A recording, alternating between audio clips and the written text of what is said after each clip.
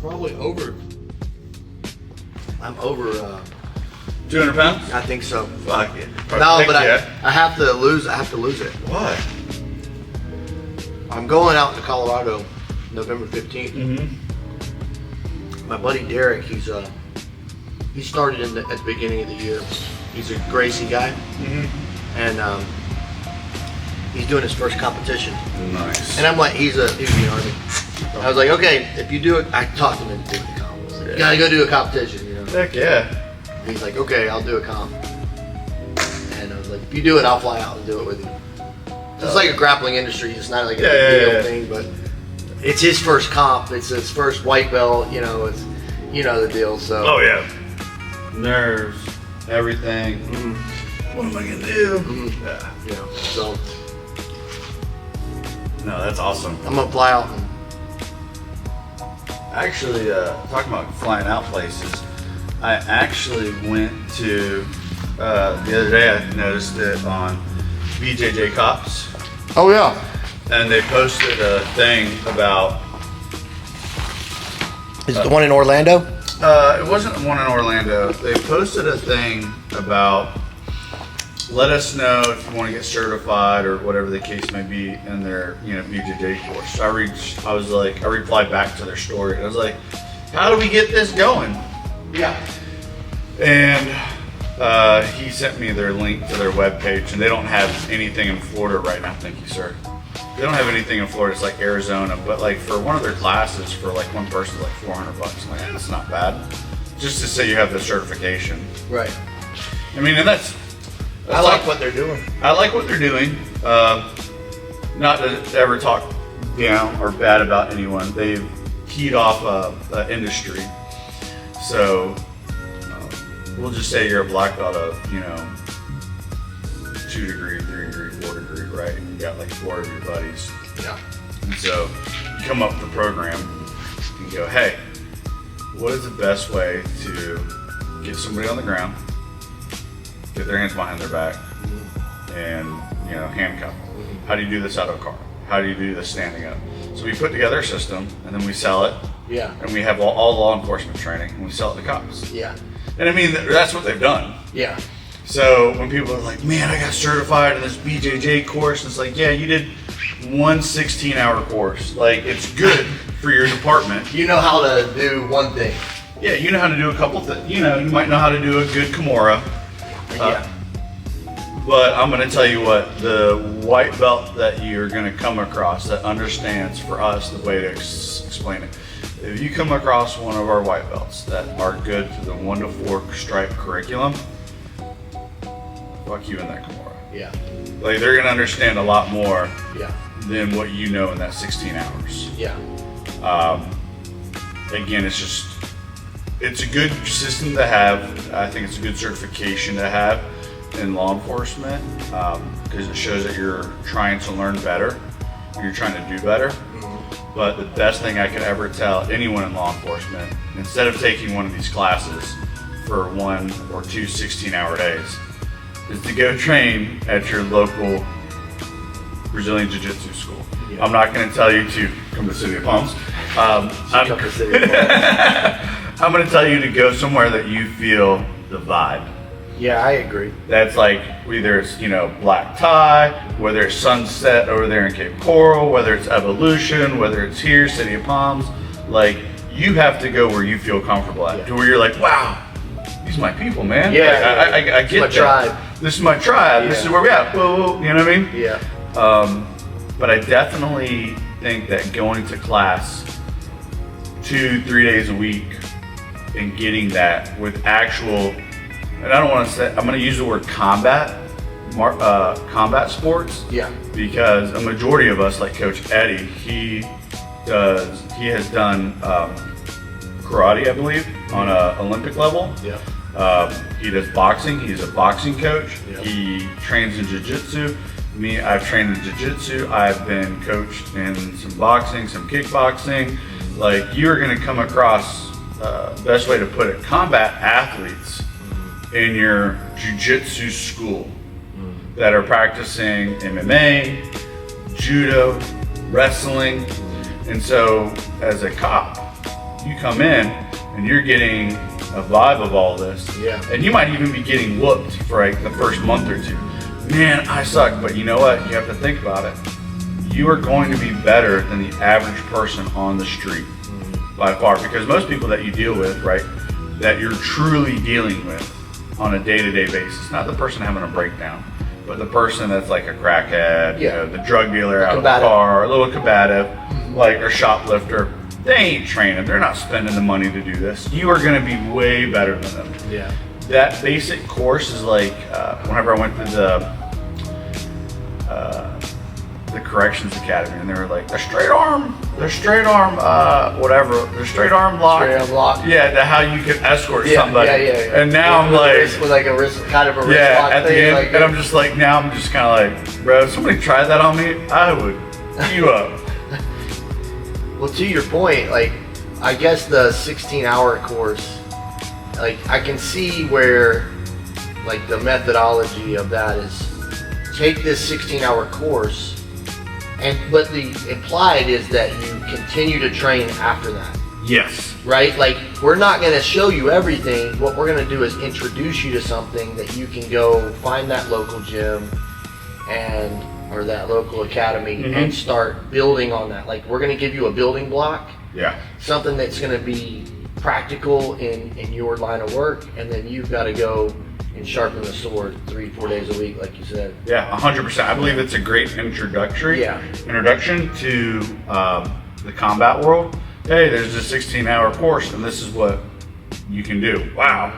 All right, I have some basics. Let me go, implement it. Like me, I went to, whenever I was in law enforcement, I went to, obviously, SWAT school. I went through gunfighter skill and development. Got to go up to landing and train with SF and learn how to clear stuff. But it's like, just because I did, the 2 weeks of landing and did a couple of these classes that were either 16 hours or 36, whatever that hours course was, it's like, it didn't make me like this top tier professional. I still had to buy rounds or get them from the training building, go out, set up targets, and go, okay, today we're going to do 10 burpees, we're going to run down, we're going to do 10 wall ball squats, trying to get your heart rate and everything elevated. Yeah. And then now you're going to go down and you have to hit these targets. Yeah. You have to get your heart rate elevated. Stress shoots, we call them stress shoots. Yeah. Get the heart rate elevated, hit this, and this, and then you can try to shoot. And then you need to go through, and then we set it up for people to where it'd be the rifle, because usually you enter with your rifle. Yeah. So you go through rifle, and they put like a dummy round, and they're like, boop, boop. Yeah. Malfunction. Yeah. How do you fix it? You don't. You just keep going. Transition. Yeah, transition. You do a mag change. But it's like, again, going back to it, it's like those classes that I did was a introduction to what and how I needed to train to be proficient. Yeah. Just that one class didn't make me a, top tier shooter. I mean, I think it takes, from my experience, any learned skill that I went to a school for, it's probably about a year of training of that skill before you can start to master it. Like, you get the class, and then you walk it where you're doing it to learn all the details, and then you're researching. You have to go back and research like lessons learned, and then eventually it becomes like a muscle memory thing, to where now you're able to go out and actually teach it. You can do it all the time, without making a deliberate decision-making process. That's kind of like the battle drill mindset, is like, you don't have to apply a deliberate decision-making process. Like, you're automatic on it, whatever you're doing. Like, when you enter that room, a hard corner versus a soft corner, or, when you see a police officers, for instance, like first year guy versus a 10-year guy that's seen behavior patterns over the last 10 years, right? Wildly different. You identify, you see stuff before it happens, like, yep, seen this guy before. Oh my gosh, crazy you even say that, because I seen a guy, never to talk bad about people or law enforcement, I don't even know his name, but law enforcement. It just goes to show you the difference is common sense thing, right? So I'm at a gas station, car pulls up, cop kind of pulls in, runs the tag. You can see him that runs the tag. He drives around and faces like the car, my truck, and everything. So where he has like tactical advantage to look at everything. Right. Because I guess the car matched the description. Comes to find out, like car matched the description of one that was stolen, quotes. And sees like 3 girls coming out of the store with like their candy and their big gush drinks. You know what I mean? Yeah. Acting like not a stolen car. Right. Right. Like very nonchalant. Like life is good. We just got our treats. We got our snacks. Like we got some little gas in the car. We're gonna go up to the Edison. Walk the mall. Like really chill, relaxed. Yeah. Car comes back, stolen. Oh shit. Fucking pulls around, backs up, pulls forward, jumps out. Like On the 3 girls? on the 3 girls, Yes. gun out of the side. Right. Put your hands outside. They're trying to get out of the car. They're like already out of the car. Get back in the car. And I'm like, oh my gosh, like what are you doing? Which command? And then on the other side of this car, like their car's behind me. I'm in front of them. And he's like gun drawn down on them and everything. He's so focused and locked in on them. Yeah. And then my truck's in front with my kids in it and me. And I'm like, boys, stay down, stay down. And I'm just sitting there kind of watching it. And I'm like, all right, I'm going to go walk up to the store and see how this unfolds. And he's like, stay in the car, get back in the car. So they're out of the car. He makes them get back into the car. Okay. And then back up and like the whole gang shows up and then they do this whole felony takedown to where, each person gets in the car, one at a time, like very tactical, stealthy, like smooth type of thing. And I'm just like, as a veteran law enforcement person, you saw how they walked out of that store. Yeah. You could have pulled up behind them. You could have called it over the radio, pulled up behind them, started talking to them nonchalant. There's a vehicle in front of them. They can't drive off. You are behind them, right? If it was in fact stolen, Right. they're not going anywhere. Right. And you could have down the duck. Hey girls, what's going on today? Hey, you mind if I talk to you real quick? It's just something's going on in the neighborhood real quick. I just want to talk to you real quick. You're the driver. Let me talk to you. Okay, yeah, sure. Hey, who'd you get this car? Is this your car? No, well, my boyfriend, he let me borrow. Yeah. Okay. Well, your boyfriend reported it stolen, girl. What? You know what I mean? Like, literally, that's what ended up playing out, is that That's what it was. This guy ended up not wanting his girlfriend to have the car, his baby mom, whatever it was, and reported it stolen. Some drama. And so, like, it was just baby mom drama at the end of it. And I'm just like, there was a way to make this whole situation so low key. Yeah. And then, we'll say you kept it up key as it was. If your perps are already out of the vehicle and you see their hands, why would I tell you to get back into a vehicle that I don't know what's inside? Right, there it is. So you can grab a weapon. Yeah. Or give you the opportunity to drive off. Yeah. Or cause a whole lot of chaos, right? The unknown. The unknown is so vast. Yeah. Like, keep them out of the car. If they're out, stay out. If they're in, stay in. Like you said, like the approach. You know what happened is he probably hit factory reset.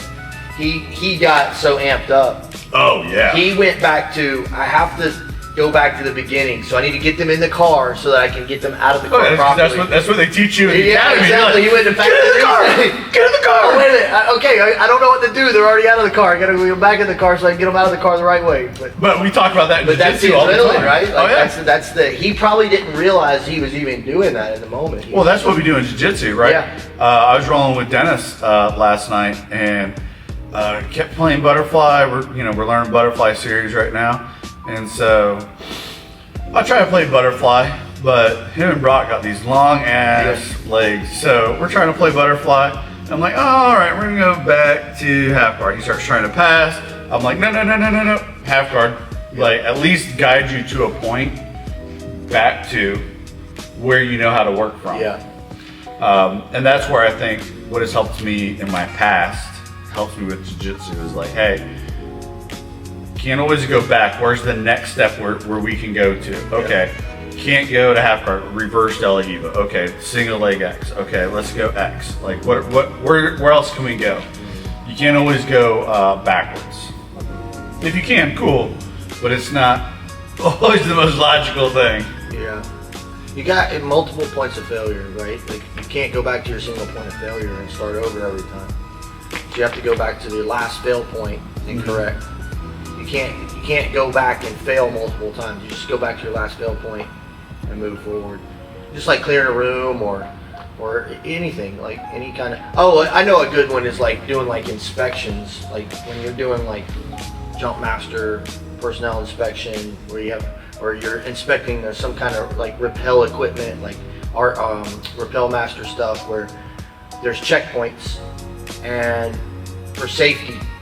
And if you once you get to that checkpoint, you can, and something fails past that checkpoint, you go back to that checkpoint. You don't go back to the beginning. And so if you can process that in real time with jiu-jitsu or like going back to the original point of the training that the BJJ cops, you know, they're giving them, that's their last fail point, right? They don't have a fail point, they don't have a checkpoint. Now they're giving them the 16-hour course, giving them checkpoints that they can go back to and learn from. Oh yeah. Kind of like what you did for me, like take me back all the way to the beginning, go through the 1 through 4 stripe, white belt criteria, find these checkpoints, and then I can always go back to those checkpoints over and over. And the more you have that, the more proficient you get. Oh yeah. So that's, I think that course is good. It would be fun to go to it.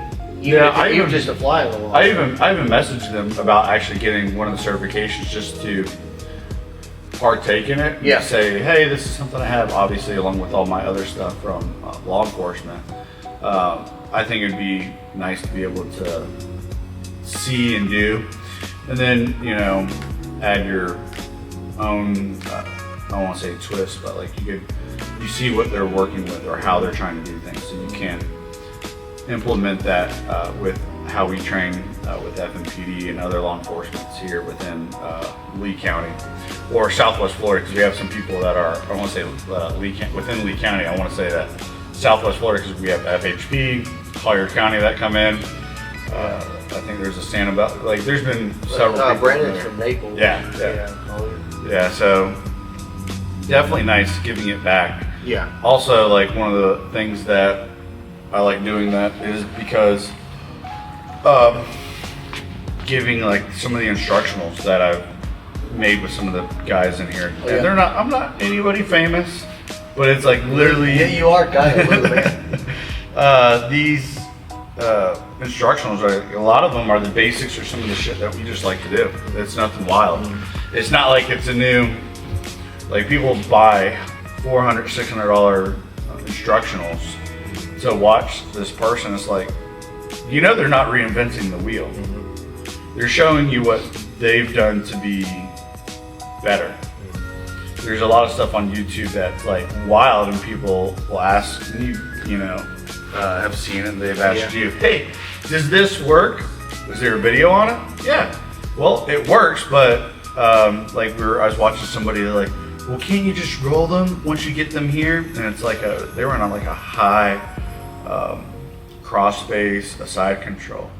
And they're like, can't you just roll them? I'm like, you mean big boy roll? Like, I don't know what other word terminology you would use. I was like, you might get away with that with a white belt, but I was like, anybody that knows any jiu-jitsu is not going to be standing tall, cross-facing you, and side control leaning over. You're going to get rolled. I was like, nope, I was like, white belts maybe. I was like, but not anybody's, you know, serious. So. Like Brock said, you might get it on me once. But I'm gonna figure it out. Oh yeah. So yeah, it might work once, but you want something that's gonna work consistently. So you hit him with the. Oh yeah. You hit him with the stiff arm one time. He got it. He's like, all right. The Turkish get up. The Turkish get up. Yeah. Well, like Mikey one day, he went to go get me for a triangle, and I'm like, bro, you know, how long it's been since I got somebody try to catch me in a triangle, like. But actually, he was smart. He actually was going for the armbar. And so I wasn't expecting that from him, because obviously, you know, Mikey just started 3 months ago. Yeah, of course, for the last year. Yeah, he just started 3 months ago for the last 8 years. Yeah. So he catches me in an armbar, and I'm like, okay. never gonna happen again. Yeah. Now that I know you know this, like I wasn't expecting for you to do this. Yeah, you're defending the triangle. You know, and I've caught people because we teach guillotines and stuff, but you know we're big on like, hey, no jumping guillotines. Like don't, you know, if they're there, they're. And I've caught people, you know, trying to jump guillotine. I'm like, I'm gonna show you why this is bad. Like you shouldn't. Don't do that. Yeah. Well, you know, I think the system you were talking about going back from butterfly, you were talking about how you were transitioning from butterfly to half guard. That's like your last checkpoint or whatever. And rock. I think I did it the other night, same thing, because I go back to half guard now because it's the thing that I feel most comfortable in. I know the most there, so Heck yeah. I'm trying to go back there. And Brock's like, nope, keep yourself in the fire. Stay in there. I'm like, of course I got passed pretty easy after that, but Well, it's like, no offense to anyone, like I love training with everyone. Everyone in here, whether they compete, whether they're part-time, whether they're hobbyists, one day a week or whatever it is. I've stood on some world podiums and some major events. And everyone that has stepped foot on this mat, whether they were a drop-in that I rolled with, whether they were advocate for City of Palms, whether they're just a drop-in for the day, they're here on vacation, everybody has helped me get to that point. yeah. Because this is a technical room. And so, being said, I like training. It's been a minute since I trained, but coming back, Dennis has been more of my drilling partner and first training partner in here. And I really like rolling with him, with someone at a higher level, understanding like, hey, we're, you know, top, bottom, out of butterfly. We're playing butterfly, or I'm down playing butterfly, he's coming in and we're playing. You know, I go to grab the arm bar and I let it go because we're not supposed to do it subs. It's just sweep versus pass. Yeah. But I almost have it, and I'm like, and I let it go, and we just start laughing like out of natural habit. Yeah. But like we don't even let it get locked out. We just like enough to notice like, hey, this is what you've done. Yeah. So then we start going back at it. He pushes me down to half guard. You know, play half guard.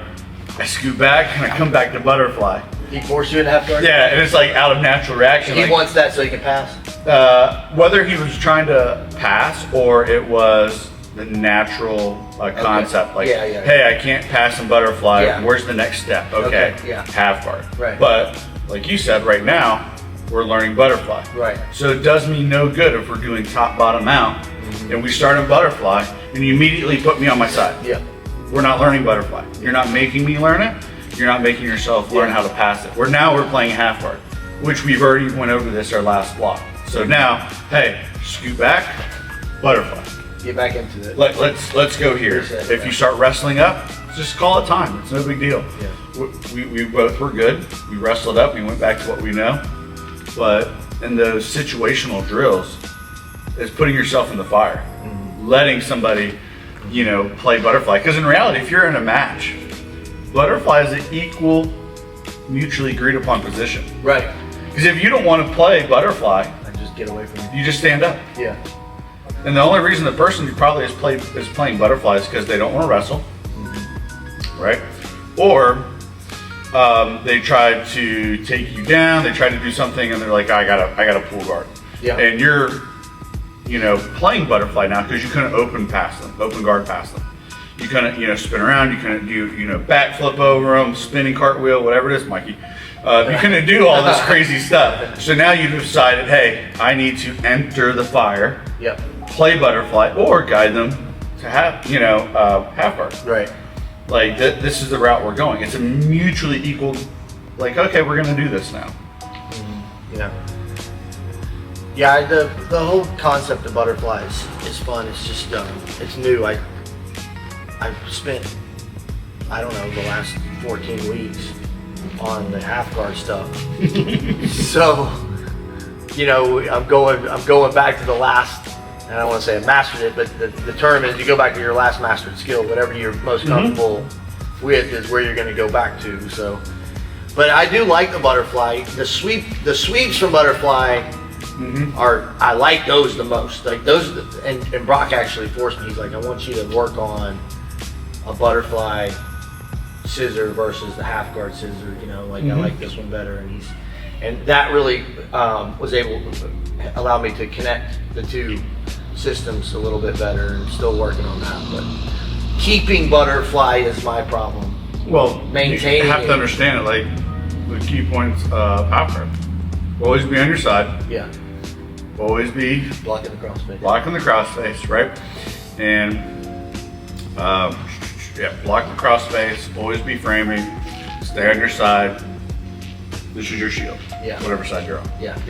Those are the key fundamentals. Yeah. Just butterfly. You have to be on your butt. You can't be on your back. Right. Yeah, but it also being forward and keeping that position, because obviously they're trying to get you out of that position. And so for me, like, and then maintaining that contact, that connection, that proper connection. I'm still, you kind of know, like, especially in the gi, like, what grips you like. But butterfly, I don't know which one I like yet. So I'm still experimenting with. Think of it as like wrestling, the hand fight. Yeah. That's how I think of butterfly. You gotta have your hooks in what you're doing with like pulling one out for speed or whatever you're doing. So I think of the hand fight more of a wrestling stance. Collar ties, arm drags, push, like purple belt shit, wrist lock their arm to come up. You know what I mean? Stuff like that is what I think of. Yeah. No, that's a good point. I like that.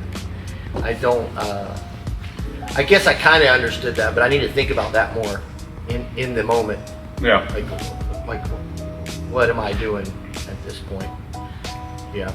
Yeah, I've been recently in the game, I won't say the game, the training room. I always practice like my A game stuff. Usually with one person, or like my first minute out of a round with somebody, I always practice my A game, and then I go into stuff that I need to work on, like leg entanglements. So I've really been trying to enter the legs, or if they don't know that I'm trying to enter the legs, I try to set it up to where I am entering the leg. Yeah. But like, so if me and you were to roll, right, you'd be really good with this. Yeah. You're framing and like, you're not gonna cross. Yeah, you're not getting the top. You're not getting the top. So I try to find a way to enter your legs without jeopardizing myself. Right. Okay. Is what I've been doing. That's been one of my game plans.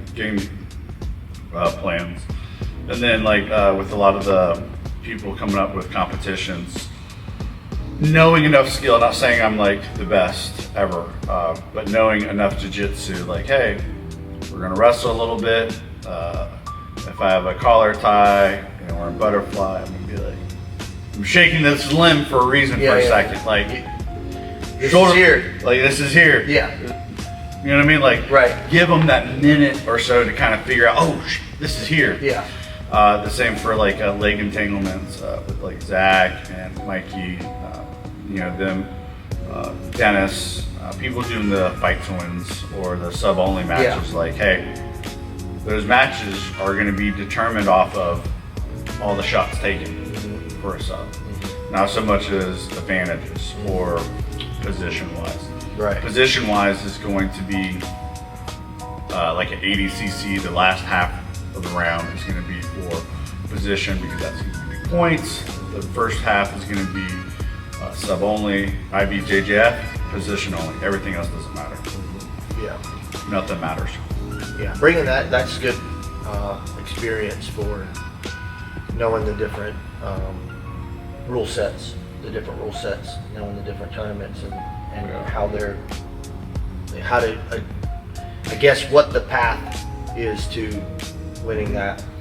It's also like I chalk it up as my experience, because I know what rules say, and I got into I won't say an argument, but it's like, that's why I like going and competing, because you get that firsthand, you get life experience. You can't, you cannot buy life experience. Yeah, right. At all. Like, you can watch all the YouTube videos, all the motivational nonsense you want to talk about, but you will never be able to buy life experience. Nope. It's earned. It's earned, and it's unique. Everyone is different. Right? Every time you go, it's something different. Yeah, 100%. Yeah. So going with that route, like, I've competed at IBJJF. I'm like, they're not taking me down. We're like two bulls pushing each other. holding, hey, blah, blah, blah, blah, come back. Dang it. All right, because we're pushing and pulling. Let me push him around. You know, they didn't get me for stalling. Go to another IBJJF. I'm pushing him around. Stalling. What the fuck? You got stalling? Yep. And then I went to a third one, right? Let him mostly do it. Stalling. I'm like, where's the consistency? Like, there's no consistency. So what I've just learned, right? And the same with ADCC, you can watch it, but same with competing at ADCC. You guys are just pushing each other like bulls out there in the pen. Yeah. You know, like holding. Hey, we need action, gentlemen. Yeah. Come back. So it's like, okay, you need to be changing angles, collar ties, arm drags, hand fighting, moving left and right. Don't push and pull left, right. So on the mat, I practice it in here in the mat room because there's so many of us. Yeah. So if you ever see me rolling and you're watching me roll, I'm in my peripherals. I'm watching where other people are at, and you know, kind of the mat, but like watching where I'm going. So the concept for me is like using that wrestling time to like guide them around the mat where I want. Right. I'll never get called. Ever since I started doing this, like moving them left and right, and collar ties, trying to set arm, never have been called for stalling, holding, or anything. But it's that life experience. Yeah. Because you can read the rules. Yeah. And you're like, oh, this is what it says. I was at a freestyle, and I know what the rules say. Like, I'm not one to argue with the rules, and I'm not one to argue with what rules are in, you know, UFC. However, if you're on my back, you have a choke in, but no hooks, do you have my back? No. Okay. That is across any board, Right. unless you're in a UFC fight, Right. right? Yeah.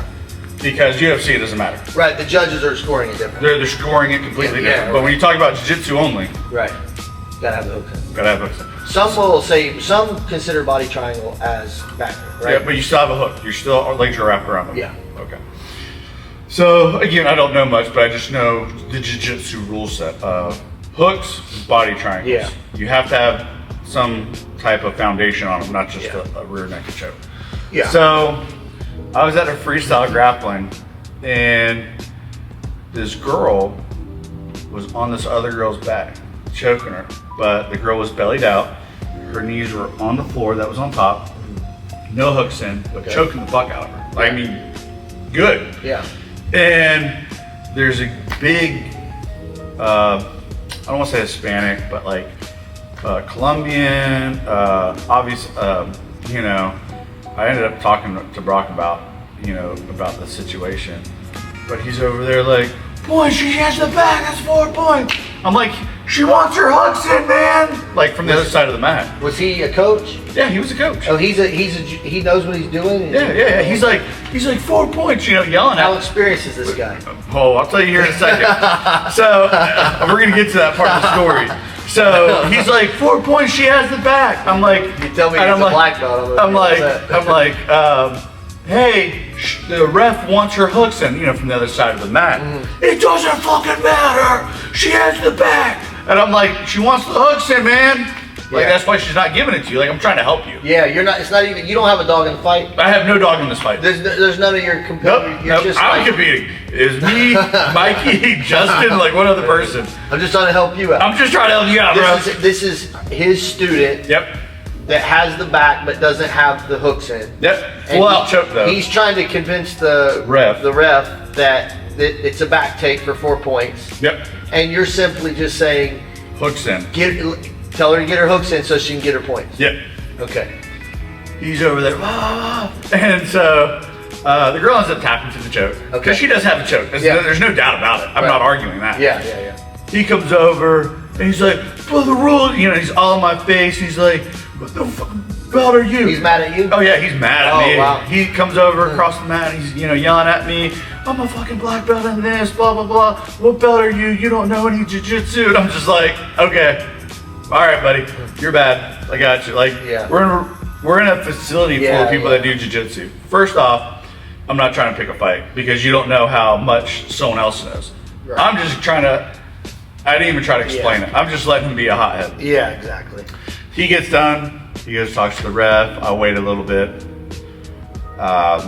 And then I see he's cooled down. I go, hey, I was like, I was just trying to help because I know what the ref was looking for. Right. I was like, she even talked to me afterwards saying that she, was looking for the hooks in. Right. And he's like, oh, I already talked to the head people, the guys that run freestyle grappling. I already talked to them. They said that she had the back. And I'm like, clearly that's wrong because they're telling you this to make you happy, or they're telling you this because they're just telling you this. Yeah, they just don't want to deal with it. They don't want to deal with it. But if you clearly read the rules of freestyle grappling, right? They're a hybrid of ADCC. Okay. So body locks. Body locks or hooks in. Or hooks, right? ADCC allows body lock as a back take. Yep. Yeah. And no gi. That's the one I was. Yeah. So no gi. Yeah. We're sitting there, and so I eventually go up to him and tell him, he's like, oh, they told me it was good, that she had the back, blah, blah. I was like, hey man, I was just trying to help out why the ref didn't. I had no dog in that fight. I was just trying to help you guys. I'm trying to help you out. I didn't mean it for how you took, oh no, that's okay, we're a good brother, we're good. And then I'm talking about Brock about it, and he's like, you Miami freestyle? I was like, yeah, blah, blah. And he gives me a name. So I go look at him on Instagram. He knew who this was? Yeah. World-class UFC fighter. Oh, okay. Well, and I'm like, is he bringing his UFC knowledge to? Is that why? I don't. He's still a black belt. Yeah, he's a black belt. Yeah, he should know. I could look. I'd have to try to look him up, but I'm just like, I don't care what. And again, nothing to talk. I'm happy I can't look up his name because I don't ever try to bash anyone on any professional level. Yeah. However, rules are rules. Yeah.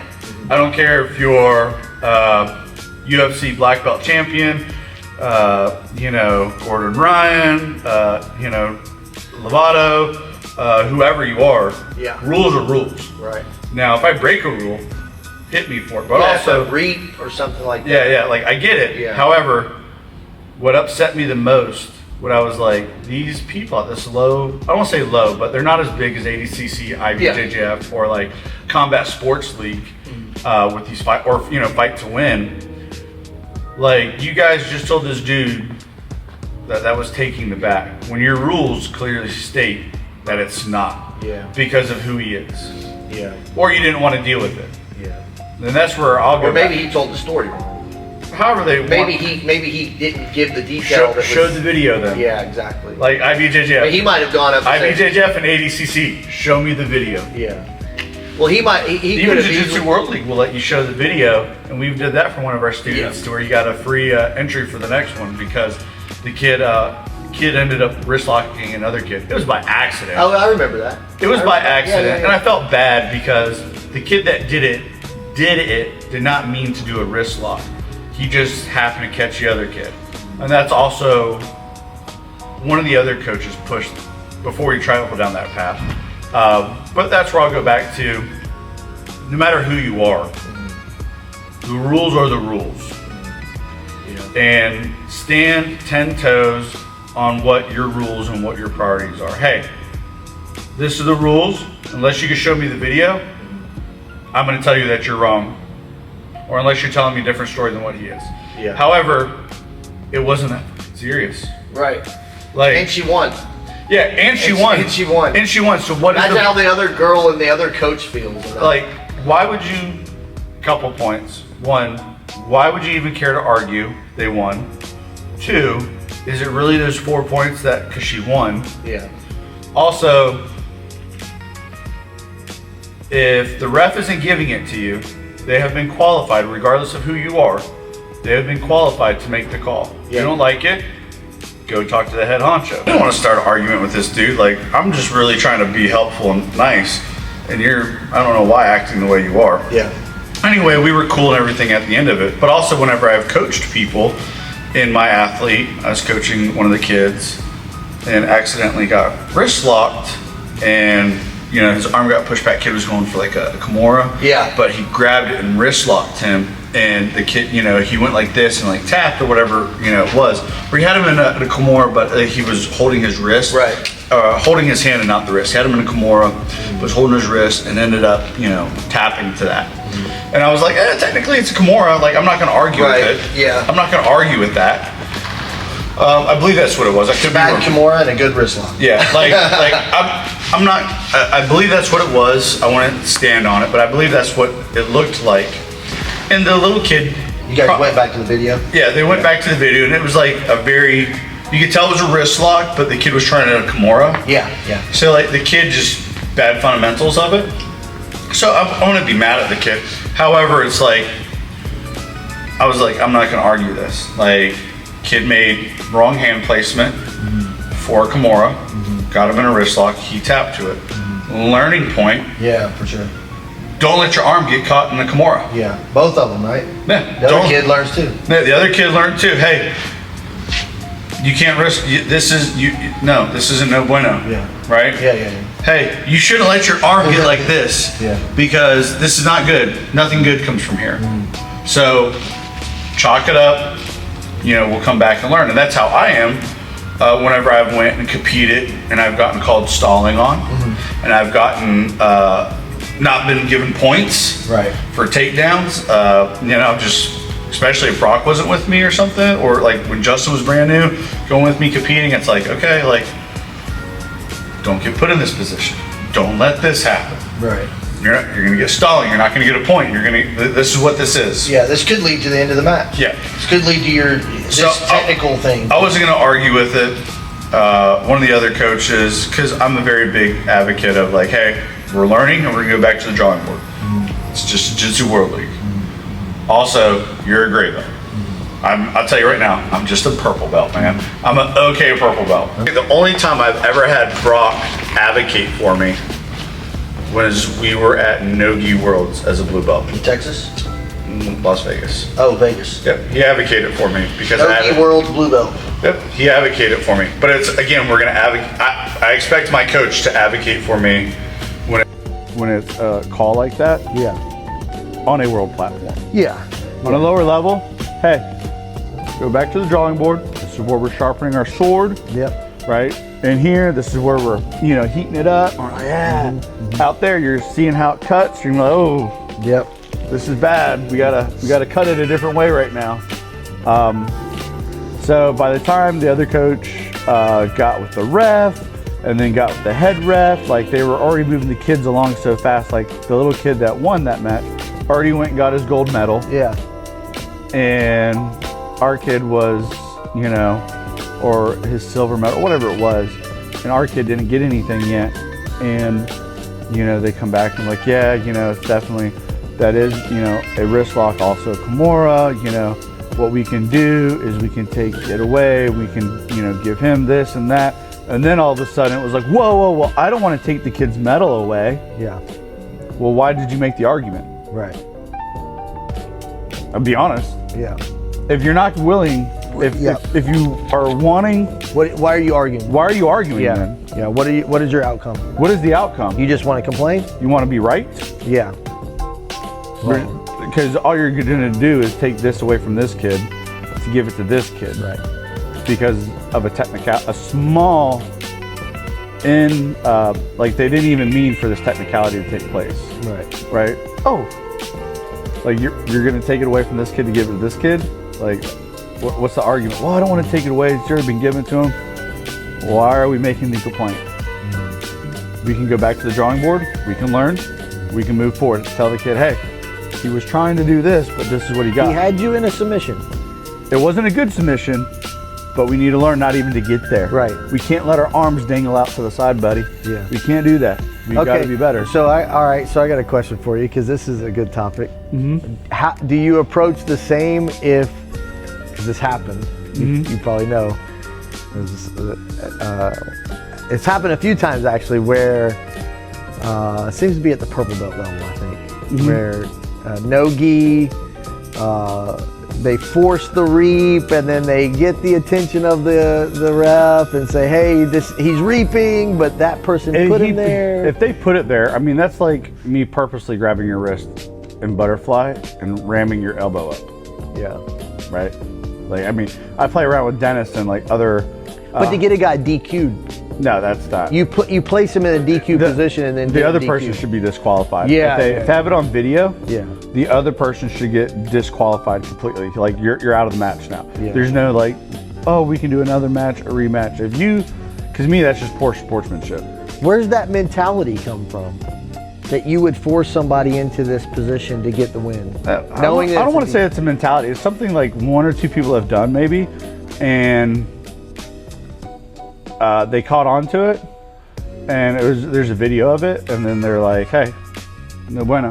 No, I don't think anybody will do it anymore. I don't think so either. Because of but it was, bad it's a thing. Like the same with IBJJF, and it's one of the things I go over with some of the people that I coach in here. It's like, hey, if I see them in a position, right, and we're doing comp training, legit comp training that I try to hold privates for once in a while, they get into like a north-south side control. In my head, I'm like 1, 2, 3, 4, 5. You got to be doing something. You're gonna get called stalling. Yeah. I don't care if your arm's coming up or you're moving. Yeah. But you cannot just stay in a position. Yeah, you can't just sit for 5, 10, 13, 15 seconds. Mm-hmm. You need to be trying to work something. You are going to get stalled on. Mm-hmm. I get it. You're gassed. You're tired. I don't care what you're doing. Walking your hips a little bit. Yeah. Moving your leg up. Change your grips up. Like you're trying to do. Collar You have to tie. try to do something. Pretend you're doing something. If not, you're stalling. With that being said, going back, Right. and like, those are little tricks in the game to give you time. However, that's like straight out the other way. What you're talking about reaping, right? That's you're clearly 100% bad sportsmanship. Yeah. There's no like, oh well, I was trying to buy time. No, you're trying to get the other person to. You know that's not. You know how that. Like that's turns not. out. Again, Luis Cialino, holding, disqualified. You know what I mean?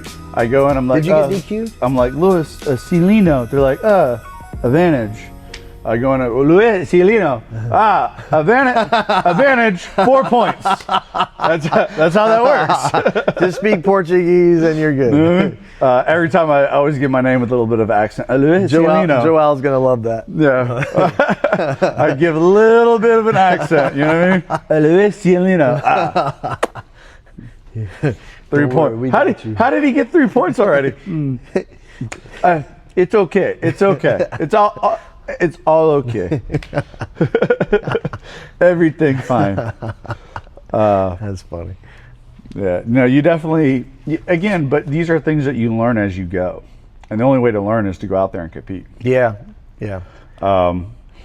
Like in here, like we're because certain places you can't do it, so we're not advocate of it. Like we don't like jumping guard in the training room. We don't like jumping guillotines, flying arm bars, cartwheel pass, or like a jumping 13 pass. Like there's certain things that we don't advocate to do. However, is this a Kimura? Jumping 13, yes. Okay. Yeah, jumping into the Kimura. Okay. So there's things. I like how I knew that was. Yeah, see, but again, it's could be coachable knowing our lingo and terminology. You know that's right. Because Brock and I had this conversation. You and I have talked about this. Your voice, you being one of the guys, like you were saying, 1, 2, 3, you're counting to 5, and then you got to be doing something. Everybody hears that, they cue in on that. Now it's like, I'm sure other academies practice that, but some probably don't. But knowing that, cueing in on, oh, that's Lou, he's watching, I need to move. Because sometimes, like, I'll be the guy and I'm like, what do you mean I'm not moving? But you're caught in the moment, you don't realize. One moment, I remember coaching Justin. I'm like, half guard's played on your side. And he's like, I am on my side. And then, like, I didn't say, He said it from the mat? Yeah. Or I don't know, it may have been in the training room, but like we're in here, because Sundays I try to hold once in a while, like a private comp class. Yeah. Like to understand, like, the rule set, what we're doing, listening to the cues, you know what I mean? To where if I look at you and I'm like, you know what I mean? Like, let's lock it up. Yeah. or if I'm like, you know what I mean? Like you understand certain things. Yeah. And so like, Zach's came in for some, Eddie, Justin, Chase, I've had him come in, Scott, because Scott's a really good hard roll. He's a tough roll. He is, man. You have to figure out a way around him. I like Scott. He's very good at defending. Yeah. I like to see him better, start trying to attack more. But he's the type of person that you have to, it's like a chessboard sitting here looking at it. It's literally you're seeing what you're wanting and he's not letting you get it. Mm-hmm. So you have to start opening up other things so you can sneak in. Yep. So he really makes you think about what you're doing. And so like, I can't remember, it's one of them. I'm like, hey, half guard's played on your side. I am on my side. And like, I pull out the video and like record them. And I'm like, and then it's like, you think you're on your side, but you're not. Yeah, you're on your back. You have to be completely on your side rib, shoulder. That is a little bit over passing. Yeah.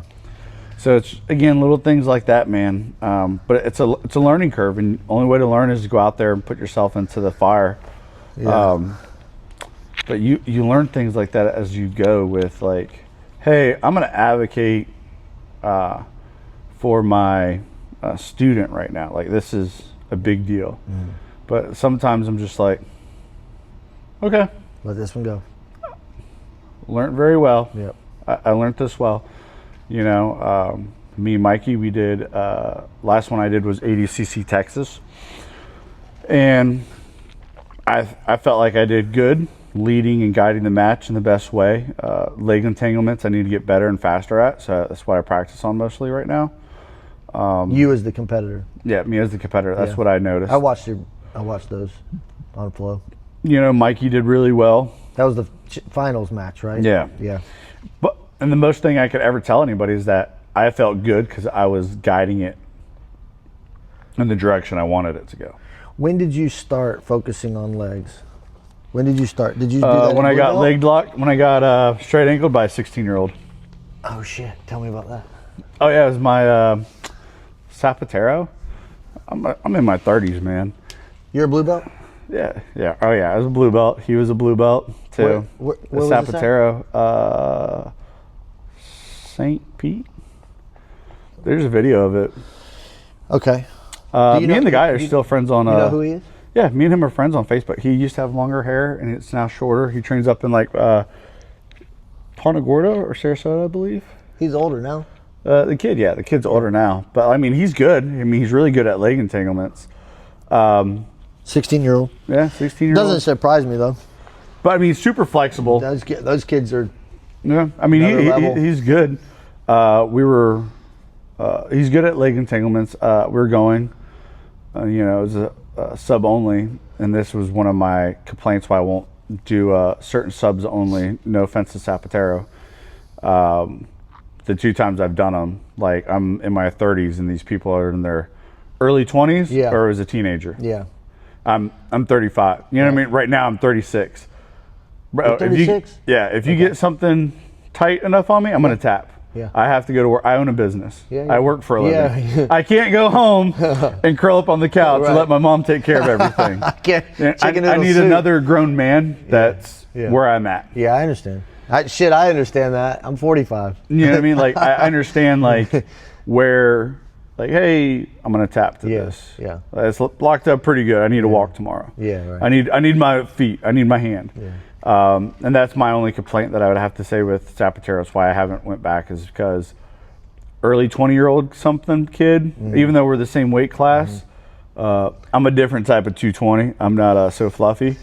But like they were both, in the 2s. Yeah. Low 2s. And I was like, yeah, sure. But like the limbs, I mean, bro, one kid, I had a Kimura wrist lock all the way into the mat, driving it as hard as I could. Nothing. He just like, yep. If I had your arm like that, you would think it would break. It'd pop. Of course. Mine would pop. And I'm just mine like, pops if I do it and myself. I'm like, what the? Like, there's no. Anytime I've won a Zapatero, or most of those places, not to talk bad about any of them, I've never received a belt, a medal. All you're getting is bragging rights. Yeah. So. Yeah. That's the same. I've seen that. And I'm like fully locked up, and I'm like, and he's not tapping. So we end up going overtime. I end up taking his back and choking him. I got out of him having my back take because we do situational in here all the time, so I'm comfortable with it. I get out of it. I get him, boom, I get him immediately in it. That was one. But I was just like in awe. Like this dude literally was like letting his arm break for nothing, for bragging rights. Yeah. So then I go back to do another Salvatore because they, liked me. So I was like, oh, I'll go do another one. Yeah. And then it's this blue belt kid.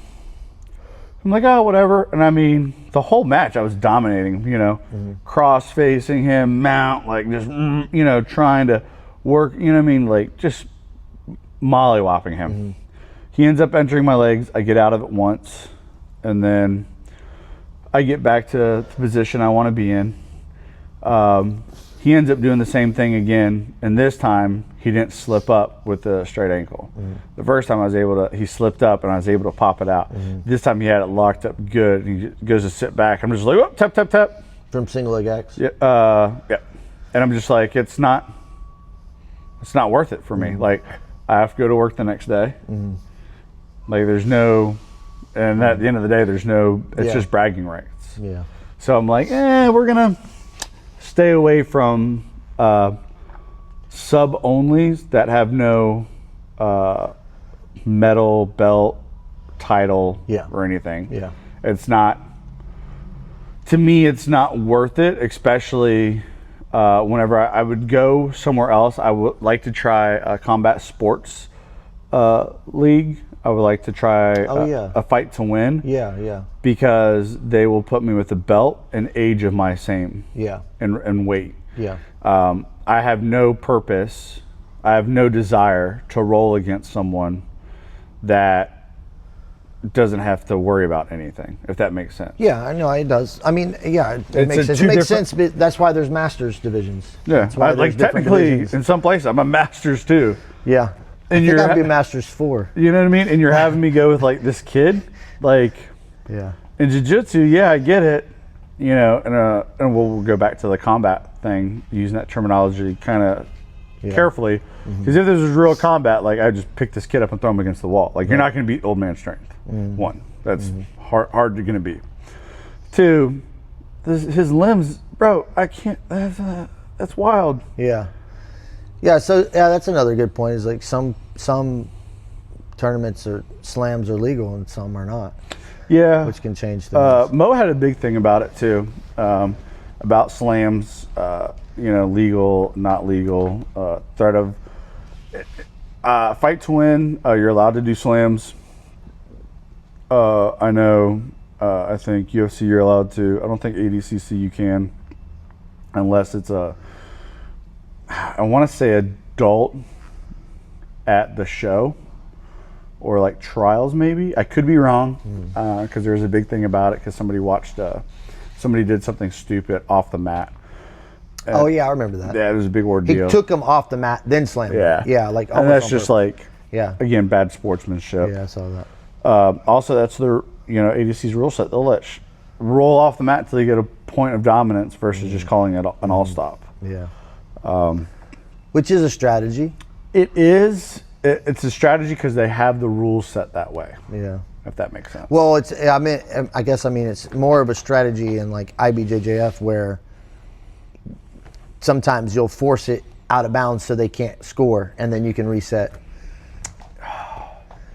Yes. Like if somebody's going to get a takedown. But all I can go back to is like, it's just the rule sets. Like, so if you had a rule set and, spiral off all this, if you had a rule set that said anytime you get off the mat, you reset, right?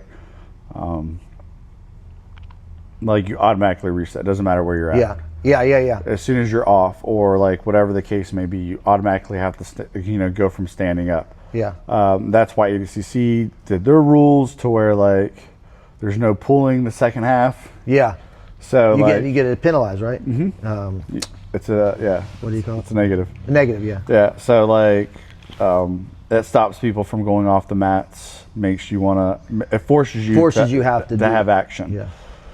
So it's just the rule set. I'm not a fan of slamming, but also I'm not a fan of somebody just jumping to close guard. Mm-hmm. Like we're standing and you just jump to close guard. Mm-hmm. I'm not a fan of that either. Mm-hmm. But also this is jiu-jitsu. This isn't a comp. This isn't MMA. Right. MMA is the closest thing you will get to realistic street fight. Yeah. Besides some of the rules that they have to protect you from legitimately endangering your person. Right. Besides that, You could. jiu-jitsu is about jiu-jitsu, so I understand the concept of no slams. Mm-hmm. Fight to win, the rule set lets you have slams. Also, fight to win actually has like a UFC style floor mat, if that makes sense. Yeah. It's an octagon. Yeah, or not octagon, but like it's springy. It's off the Spring- floor. oh, yeah. To where It has some play. 80cc is just like these 3-inch level Yeah, mats. yeah. You know what I mean? Yeah. It's cushioned, but it's not. Yeah. You don't want to get hit on it. Yeah. To You where don't want to land on your neck. or on that. UFC or a fight to win, you're going. You know, there's a little bit of a spring. Yeah. So I get it, but I would agree with Mo that it's jiu-jitsu. It's a form of combat sport, but nowhere in jiu-jitsu is there a technique that shows you slamming. Yeah. Slamming, I think, would be more of a UFC matter. Yeah. Like, because you're implementing a real fight. Yeah. Besides, like, you can't punch if their hands are on the floor. You know, if their hands are committed on the floor, there's certain things that they have to be able to protect themselves. Certain. Yeah. You have to aspects. be. Yeah. I mean, I guess it's a rule set thing. Yeah. Yeah. I think it's also on the competitor to know the rules. Yeah, that's You know. again why I try to do certain things with some of the people that Yeah. really show the aspect of competing like monthly, every 2 months or something like that. Like, hey, what match do you have coming up? Okay, this match is coming up. Okay, so what we're looking for, right? You have a sub only match coming up. Yeah, I don't care about your position. Yeah. I want you to shoot for subs and not let yourself get caught. Yeah, that's a whole different mindset. Yeah. Oh, okay. You have 80cc coming up. All right. Good position. Shoot. Like, stay in good position. Stay in good position. If they give you something apparently there to where you're like, that's a Kimura. Yeah, thank you. Or like their neck is out, their hands are like this. Like, oh, it's a choke. Like, take it. Yeah. Yes. However, as soon as those points come in, if you don't see something apparently there to do, Yeah. as soon as those points come in, that's when you pass guard. That's when you take side control. Point. Now we can rack that up. Yeah. You got to play the game. Yeah. No, I was talking to my buddy about that. The guy I told you about. They have he's a Gracie Combatives student. Their approach to jiu-jitsu is totally different. They have a whole system that they have to follow, and then everything's based on combatives. And I'm not gonna. Yeah. It's different flavor, you know. I like vanilla. Some people like chocolate. Some people like strawberry. Yeah, I like to mix them all together sometimes. Sometimes, hey, you know what? It just depends. But I am going to go out there in November, and I'm going to roll. I'm going to do a drop-in. I'm going to meet the professor. He was in the military, so that'll be fun. I haven't met him before, but he seems like a really cool guy. He's a 2-stripe black belt. Nice. They did have Hoist Gracie do a seminar there a couple of years ago. Cool. Yeah, and then he just got his combatives belt, which comparable to the green belt, I guess you would say. They have a curriculum they have to follow, and then they have to do this test out to earn it. So it's a little bit different, but it's like intermediate between 4-stripe white and blue. Okay. Like they have to complete that part first, and then he'll work on. It's a lot more I would say outcomes based, right? Like there's a training line. You have to meet these certain criteria. Until you meet these criteria, you will not get promoted. And you have to know, you have to do these things so many times, which in my experience with the military, that's a good way to train a large amount of people. Yeah. But again, this is my opinion. I'm not criticizing people who know a lot more about jiu-jitsu, but in my opinion, like when you train special operators, for instance, you know, tier 1 guys, like it's a results-based, results-oriented training model where, yes, we want you to know all these task conditions and standards with the time hack, but we're going to focus on where you're failing, why you're failing, how you're failing, and then we're going to improve on those fail points and make you better from that. Yeah. And that's like that feedback loop. It forces someone to really become, like, to focus on their failures and fix those problems. But it's not the best for if you're trying to target a large group of people, because their fail points are going to be so much different. Oh yeah. So, you know, there's a time and place for everything, right? Like it's kind of like the 1 through 4 stripe curriculum. You know, like everybody has to be able to display that stuff. How that's evaluated is through that academy's professor, and Brock has his system and how he does it. They have theirs, but to really like nail down or drill down into the specifics of improving individual techniques is more of a where did you fail, how did you fail, reverse engineering those fail points, and then getting, even for me, like I'm not physically able to do some of the things that other people can do. So if I'm graded on how they do something, I'm probably never going to reach that potential. But I might be able to do something better because I have to use that. Yeah. Einstein said, if you judge a fish by its ability to climb a tree, we're all going to be idiots. Facts. It makes sense, and I shouldn't quote that because I don't know if I said it just right. I don't know. That's good. It's close. It sounds good. It's close though. I wasn't going to question you. You know what I mean? Hey, say it with confidence. Hey, it's on the internet. Must be true. Look it up. So obviously, my best friend Brock, our professor. So, and we have a lot of talks. Obviously, he's my best friend. There's a lot of things we've intertwined and we talk to, and we're a lot more intertwined than what people may even think sometimes, or way deeper. But getting back to it, you know, we have talks about promotions, people being promoted, not being promoted, and things of that nature. And his experience, obviously, in this world far outweighs mine. But listening to him, what I will say is that he holds the curriculum, the 1 through 4 stripe curriculum, high, because it gives you a baseline of what you need to know. And so he would like for everyone to focus on that 1 to 4 stripe curriculum, even if you're a higher belt like me. Like, hey, can you show me this? Retard. Hold on. Why didn't you do that? You know what I mean? So it's like he expects every one of his students to know this, because it is the basics of jiu-jitsu.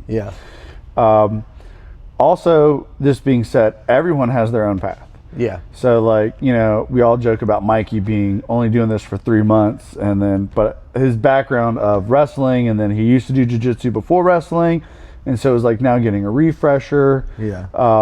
The same concept, like if I'm gone for 2 or 3 months getting work squared away, and I come back and there's new people here, and they're like, oh, who's this weird guy? Who's this big, awkward looking fella? He's like, oh, don't worry about me. I'm just the maintenance guy. You know what I mean? Like, everybody's held to a different standard, and some people will progress faster based off their life experience and knowledge. Their ability to retain knowledge. Also, like how they implement this. Are they good at implementing it? Now, there's people that in all aspects of all sports are good at regurgitation. There are people that are great football coaches. World-class football, soccer coaches, baseball coaches, wrestling coaches. They're not an ounce of athlete. They couldn't do it to save their life. But they can tell you how it needs to be done and what's important in this goal of playing the game of whatever sport it may be. But their ability to go out there on the mat and have the dedication to train 2 times a day, to work out once a day, to do all this isn't there. But they're great on the educational side. And there's people here that we have a mixture of people that are great at education, can regurgitate things to a T, no ability to put it into play. Right.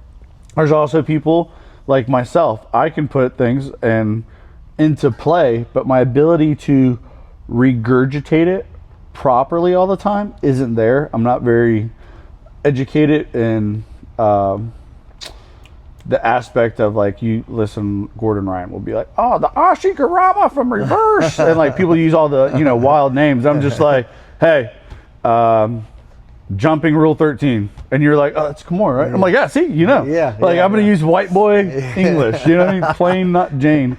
But when Brock grades everybody, getting back to it, he is not holding myself, that is 36 years old, a life of law enforcement, training, all this wild stuff I did as a cop and in SWAT, to being a coach, competitor, all this stuff and the way I work out, all this, he doesn't hold me to the same standard as you.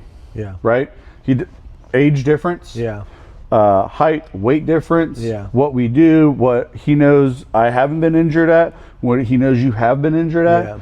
Yeah. Like, he understands this. The same for like me and Ron, or you and Ron, or like me and Mikey. Like, Mikey's super fast and all this other stuff, and Brock's like, oh, why can't you be like that, Lewis? And I'm like, bro, come on. So I am like that. You just don't I was see like, it. I can. I just choose not to. I'm just so fast you don't catch it. I just choose not to. So he holds everybody to a different standard, like what we getting back to talk to, and that's how he grades them. And that's why, like, even Chase has moved up, pretty quick. You and Ron moved Mikey's moved pretty quick, but it's like, that's the ability to not just learn these basics, but implement them, and him see, oh, look, okay, all right, like watching your roles and knowing that this happened. Yeah. It's a base scale, but each person is judged individually on what, they know. So that's where it's like hard sometimes for people to be like, hey, I can't come to the evening classes or like the morning classes. It's like, man, you really should. Yeah. So we can, he can see or evaluate. Yeah. Also, you get a different group of individuals to roll with to try it. Like, I rolled with the morning guys, the 6 a.m. guys, and I seen them today. They're good. I'm learning the basics. Yeah. I mean, and I kudos to Noah, Aaron, everybody that's done, done 6 a.m. class. It is definitely the basics, and that is the good foundation for your jiu-jitsu. It makes it really hard to hold someone down. You know what they say, if one man can hold you down, another man can rape you. That's what they say. So I'm like, definitely make it really hard for one man to do that, Yeah. But definitely that's how he judges as a individual, but we have a overall scale on what you should at least know. Yeah. Yeah, that's it's a challenge for, like, you and him both mention this a lot, like, comparison is the theft of joy. And when you come in here and you see people doing things that maybe you can't do. I was on the wall talking about this the other day, and somebody said something about it, I wish I was, it's like, I wish I was 20 years younger so I could do that kind of stuff. And I said, nah, I remember praying to God, let me get through this ruck march or this deployment or this jump safely. I'm going to give it my all. I'm going to leave nothing on the table. I don't care what happens to me. When I'm 40 years old, I'll look back and I'll just be happy I did it. Yeah. And now I'm 45 and I look back and I'm like, if I was 20 years younger and I was putting it all into jiu-jitsu, I wouldn't have been able to put it all into those other things. And so it's like, I get to do what I can do out here, and I feel like I got to put in 100%, even if my 100% isn't my best that day or whatever, right? Like, my 100% is going to be different every day, but I'm still going to put in my 100%. I'm still going to be checked in to learn. I'm going to be present and show up and pay attention and absorb, and then I'm going to do situational as much as I can. If I'm going to do something, I'm going to give 100% at it. Oh yeah. And then, you know, that's going back to like progression. Like people are going to progress at different rates because of how much they put into it. Yes, people. It's different on how much they're going to put into it. But the biggest thing, and I'll advocate what Brock says, and I'm very also big on it. But I also will shoot myself in the own foot with doing it. Is so. There's a reason I like Lovato's saying, and Brock is that, and that's why I call Brock Professor. Even though he's my best friend, I'll call him also dumbass.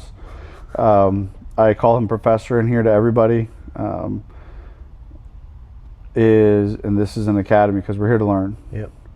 It's why like I can roll with, and I'm going to use two of the higher belts, Dennis and Dakota. I know I could roll with them, and we could have very good technical rounds. Dennis is a big bitch. He's a big boy. He's a big boy. I'm not like super tiny myself, but no, you're a big boy too. If I was a black belt, we'd be in the same weight class. Yeah. Just call it what it is. Yeah, yeah. So it's like I have to learn how to handle this in certain spots. Mm-hmm. Also, I like rolling with Dakota because they are technical rounds. Mm-hmm. Not using any strength or anything. It's very technical, and right. He's a purple belt. You know, Dennis is a black belt. Mm-hmm. Black belt. Yes, 100%. He should find a way to his skill should be way better than mine.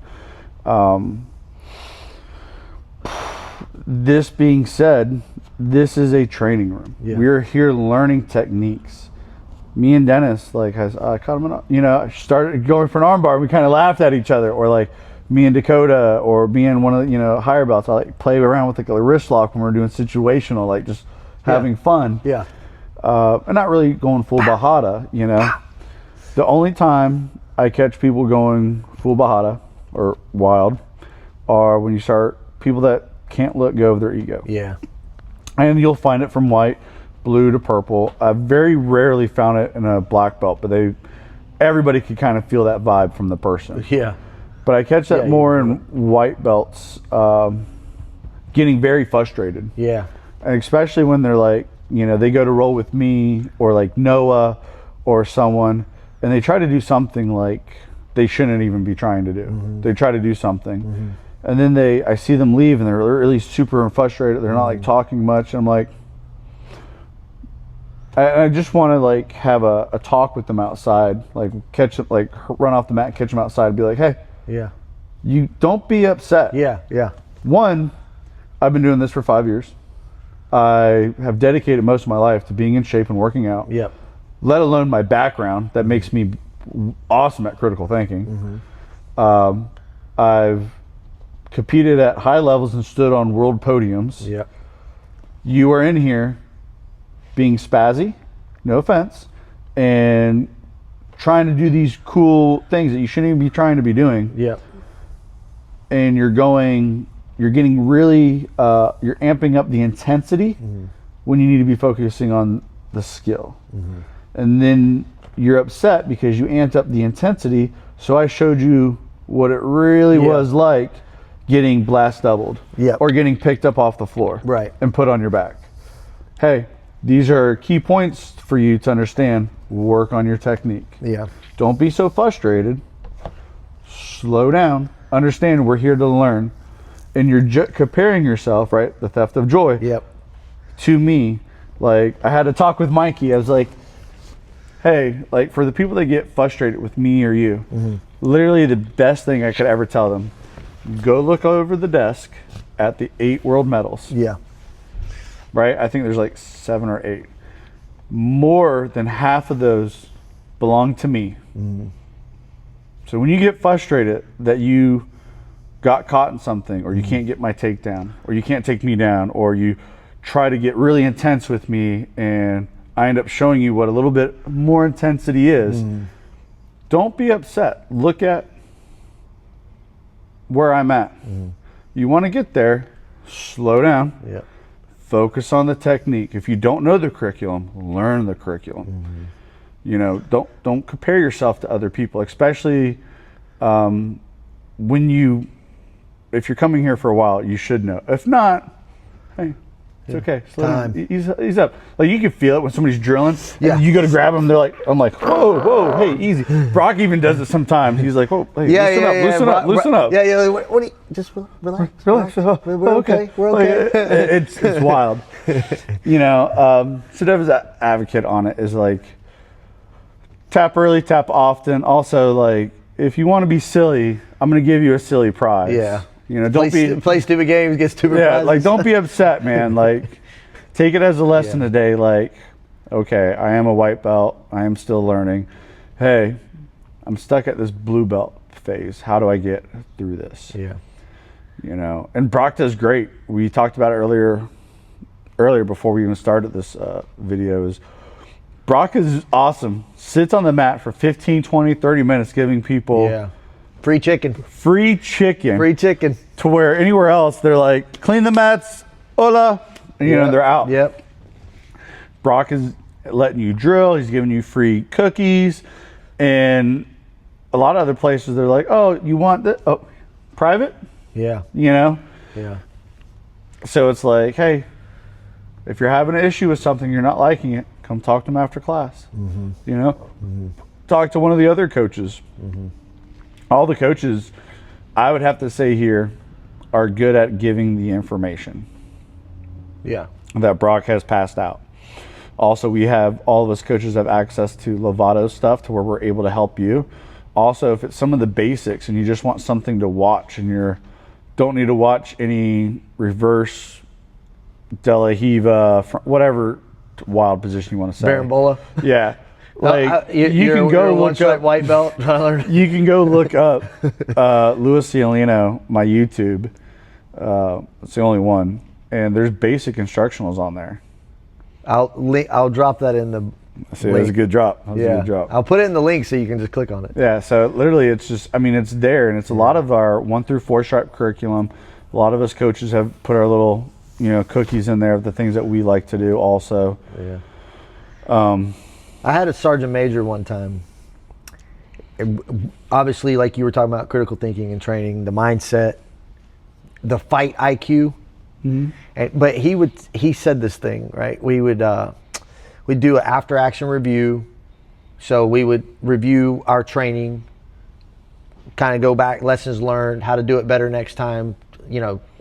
That moment of kind of like at the end of training, let's go back, what'd you do wrong? Here's what you need to fix, that kind of stuff.